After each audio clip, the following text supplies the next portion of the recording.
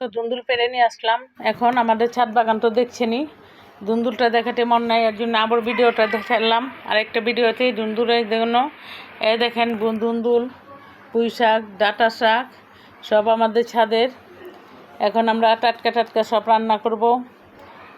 দুন্দুল দেয়া, কই মাছ দেয়া, ইলিশ মাছ দেয়া, চিংড়ি মাছ দেয়া, পুঁই শাক দেয়া আর কই মাছ দেয়া, ডাঁটা শাক চচ্চড়ি করবো। এই দিয়ে ডাঁটা শাক আনবো। এই দেখতেই পারছেন, এই যে আমাদের বাগানের সবজি।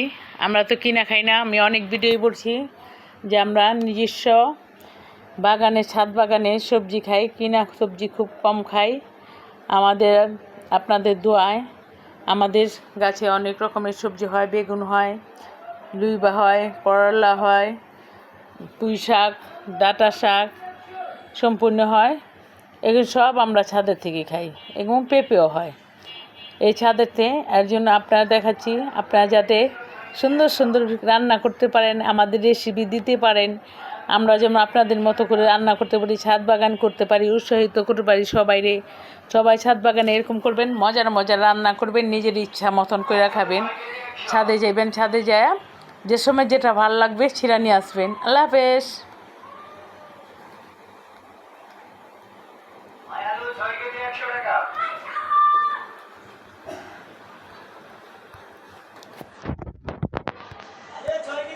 এর সাথে আজকে শুক্রবার, মাংস তো থাকবে একটা।